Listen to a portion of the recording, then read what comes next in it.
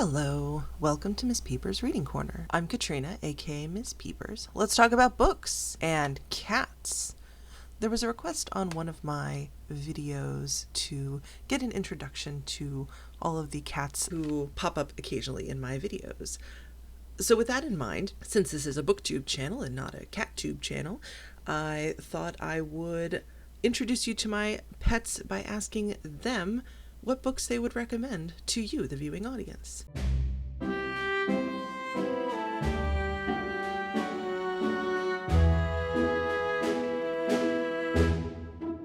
Mrs. Pickles is the matriarch of our household. She is the eldest.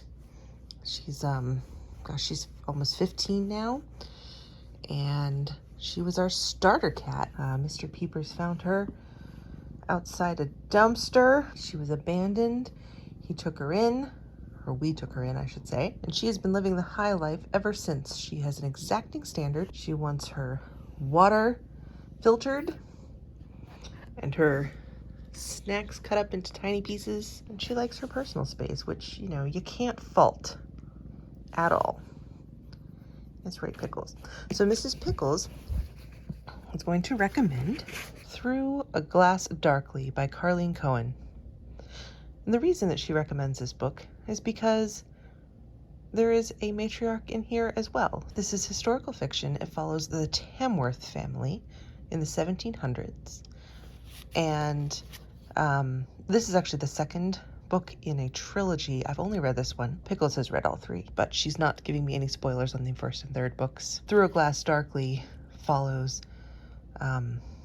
several characters in the family, one of whom gets married at a young age, and it describes the realities of arranged marriage, marrying for the sake of status and money, and there is the main character's grandmother is a matriarch, not unlike Mrs. Pickles, and she has a very exacting standard as well, and she expects a lot of her granddaughter, but she also is very supportive of her granddaughter in her own way. She has a very gruff but loving nature. It's very well written. It is a large book, as you can see.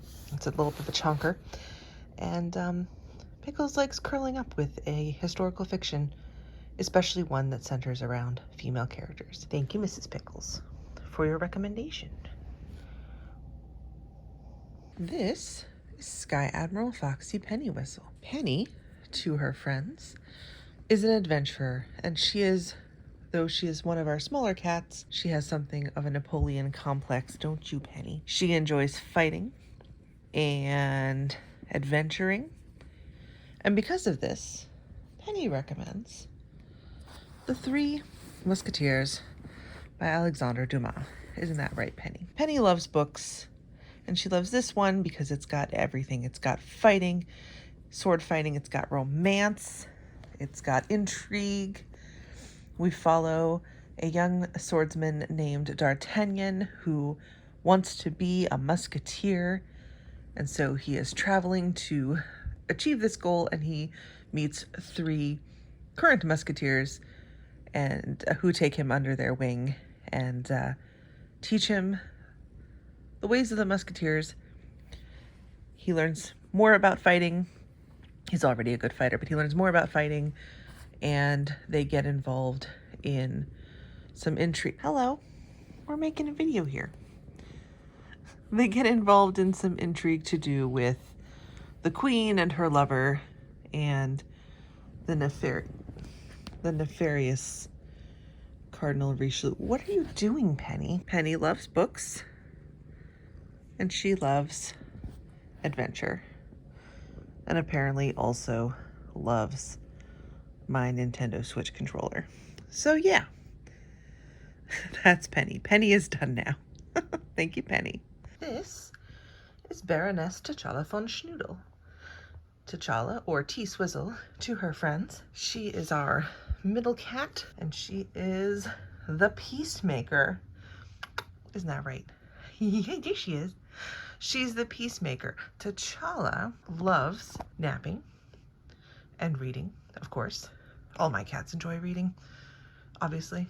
we're a very literary household. Whenever any of the other cats are tussling, T'Challa intervenes and goes to break it up, which is why she has a superhero name. And yes, I know T'Challa is a boy's name. We named her after the Black Panther because, I mean, look at this little panther. Look at this little panther. We don't get caught up in gender norms in our house. Oh. So I woke her up from her nap. T'Challa is going to recommend a book called Embers by Sandor Maroi, whose name I hope I pronounced correctly. He was a Hungarian author. It is about two men who are meeting for the first time in many years. They were friends when they were young. They had a falling out, the details of which are revealed throughout the course of the book.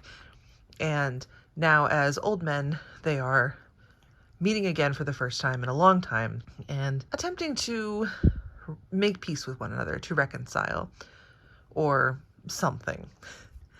Anyway, this book is really beautifully written. It has my Dinner with Andre vibes, if you've seen that movie, but the difference is that it definitely moves.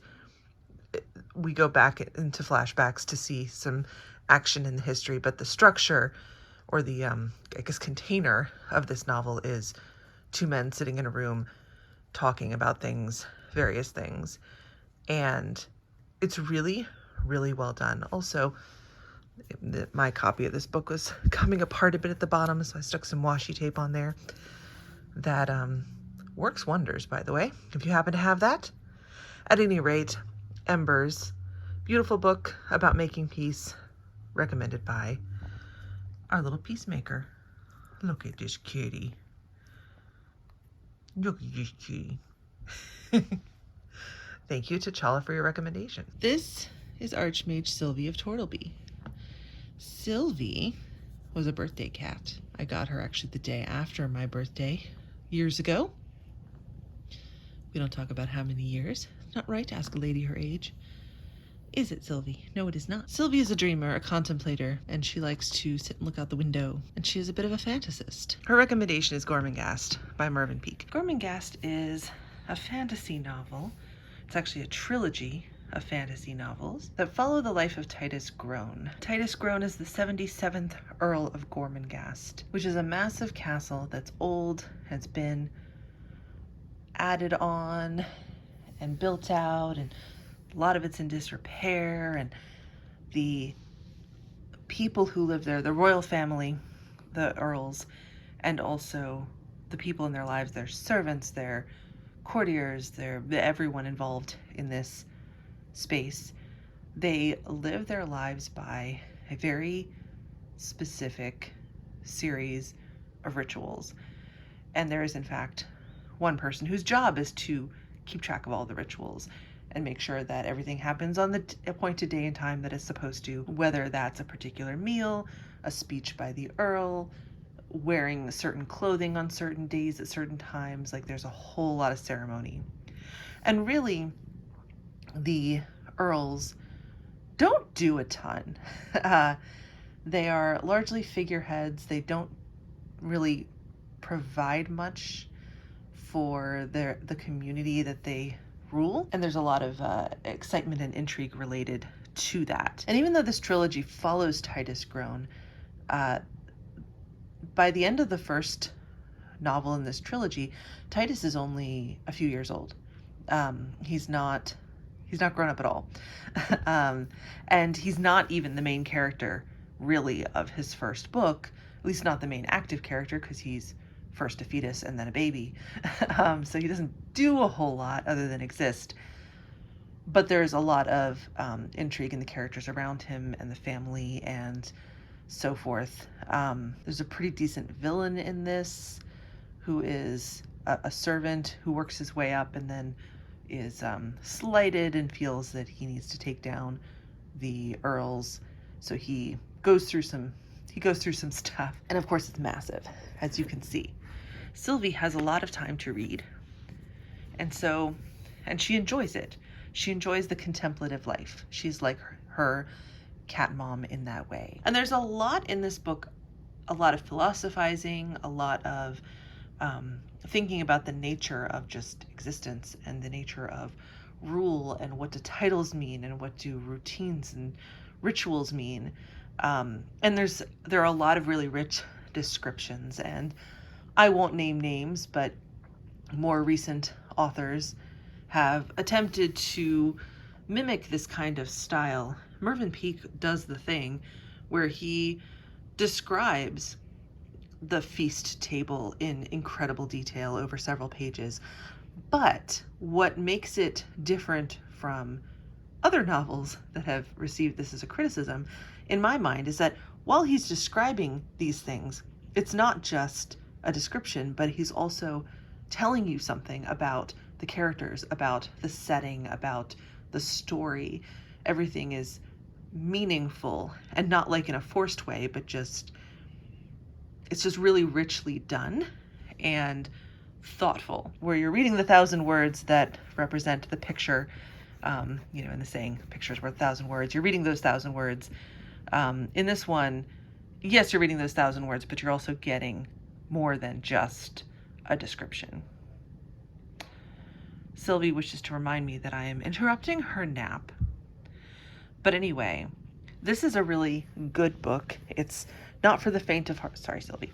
It's not for the faint of heart because, of course, you do need to have some patience to read the trilogy. I'm going to be perfectly honest. I liked the first one the best and the third one the least. That's me. I think, too, one thing that may have gotten in my way is I did try to read the whole thing kind of at once. I probably should have read the first one, set it aside for a bit, read the second one, set it aside, and so forth. Some series or trilogies, you just want to read all of the books in succession without a break. This is one that I think could have benefited from a little bit of a break. And the third book is very different from the first two, is another thing. There's some... the structure of it is very different. The setting is very different. Titus leaves Gormenghast, hence the title, Titus Alone. He leaves Gormenghast and he goes out into the wider world, which is very different from what he's used to. And so that didn't appeal to me as much. But overall, though, I think the trilogy is very, very well done. It's very good, and Sylvie and I both recommend it. This is Lionel Fairchild, 2nd Earl of Lovegood. Hello, Lionel. Lionel is our youngest, and he enjoys classic horror stories. He's gonna fall asleep while... Really, Lionel? Okay, well, we have Lionel in repose. It is daytime, and that is appropriate because he is going to recommend Dracula by Bram Stoker.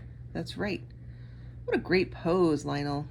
What a great pose. Dracula likely needs no introduction, but I'll speak of it anyway. This is the book that spawned so many adaptations, movies, TV episodes, books, etc., etc., etc. It is a quintessential vampire story. Not the first vampire story, not even the first Western vampire story, but definitely influenced so much vampire canon that we have today. The landscape of vampire stories would be very, very different without this book. Lionel enjoys a classic. He enjoys an epistolary novel, which is what this is. It's a collection of letters, news articles, journal entries, and so forth. A very fun book, and Lionel does enjoy how all of the men run around like chickens with their heads cut off for a big portion of this novel, and yet somehow they manage to pull it out and defeat the bad guy.